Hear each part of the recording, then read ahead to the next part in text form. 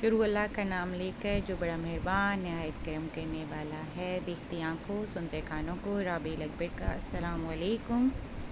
Welcome back to my channel with another video with an old video another old video.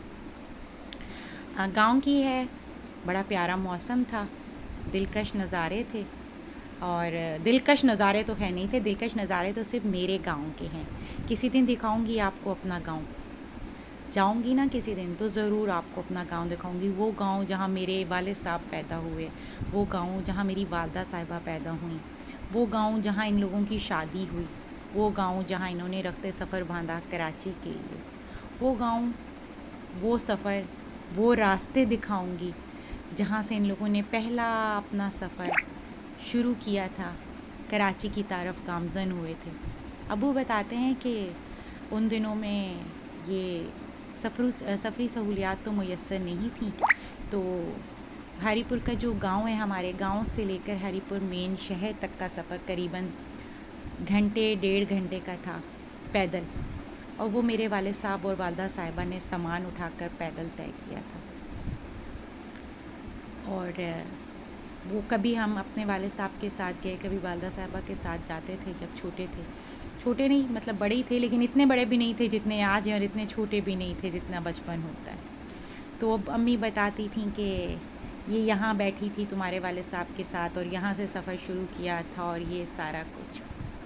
फिर ज़िंदगी सहल होती गई अल्लाह के फ़ज़्ल करम से। टेक्नोलॉजी ने तरक्की कर ली, साइंसदानों ने तरक्की कर ली, सफ़री वसाइल आ गए, सारा कुछ आ गया, मगर वालदैन की वो यादाश्त में वो चीज़ रह गई जो उन्होंने पहला सफ़र किया था अपने गांव से, अपनी जन्मभूमि से रिज़्क़ हलाल कमाने की खातिर कराची के लिए।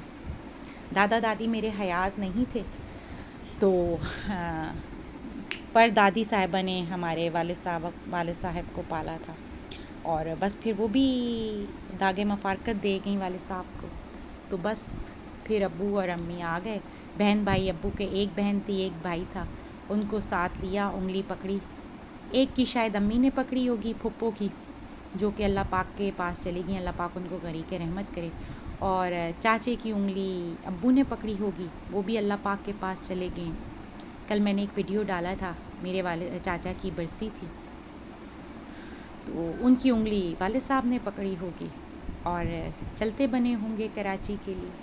फिर एक लंबी कहानी है कि वो कराची, वो भी कभी जगह दिखाऊंगी, वो भी कभी दिखाऊंगी रास्ते जहाँ मेरे वालिद साहब लोग रहते थे, वो घर दिखाऊंगी।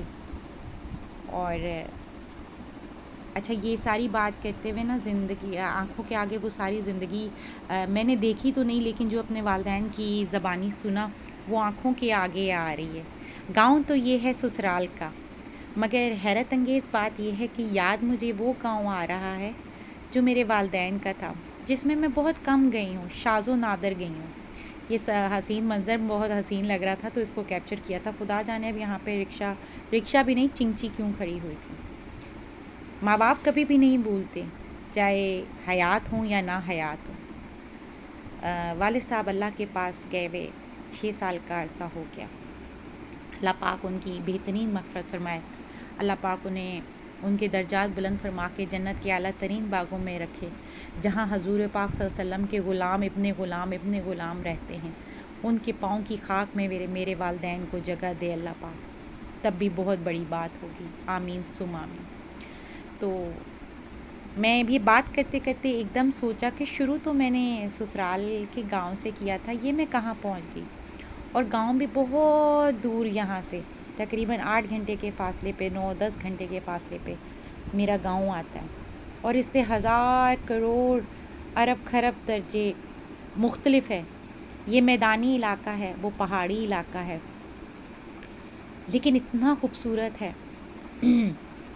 मैं जब मोटरवे बना ना, तो मैं उसके बाद पहली दफ़ा आज से 2-2.5 साल पहले गई थी। तब मेरा चैनल बना हुआ था, लेकिन हमारी बाजी ने हमें इजाज़त नहीं दी हुई थी। अभी तोहन करहन दी हुई है, लेकिन बस चलें, हमने इसी को ही गनीमत जाना है। तो तब हमने इतना ज़्यादा उसको कैप्चर नहीं किया था। कैप्चर किया भी था, लेकिन उसमें हम हैं, बहनें हैं, तो उसको हम अभी वो नहीं कर सकते, पब्लिश नहीं कर सकते, वरना आपको दिखाते। हालांकि आप सब ने देखा होगा कि हज़ारा मोटरवे कैसे, ज़ाहिर है टिकटॉक्स बनी हुई हैं, दिस एंड दैट, काफ़ी कुछ है। लेकिन मैं अपने बहन भाइयों को, अपने ऑडियंस को अपनी आँखों से दिखाती कि वो कितना खूबसूरत है, वो कितना हसीन है। मैंने हरमैन के वाले साहब को फ़ोन करके बोला था, मैंने कहा भाई क्या मोटरवे तुम्हारा है, जो मोटरवे हज़ारा का मोटरवे है, क्या शानदार मोटरवे है, क्या उसकी वो है लुक है, और किस कदर हसीन नज़ारे हैं। शाम ढलने के नज़ारे अलग हैं, सुबह सूरज तुलू होने के नज़ारे अलग हैं, रात गए के नज़ारे अलग हैं। जब पहाड़ों पे घरों में, हमारे यहाँ ना पहाड़ों पे भी घर होते हैं। एक्चुअली मेरी फूफो का घर भी पहाड़ के ऊपर ही है, मेरे भाई का घर पहाड़ के ऊपर है, मेरे मामू लोगों का घर पहाड़ के ऊपर है।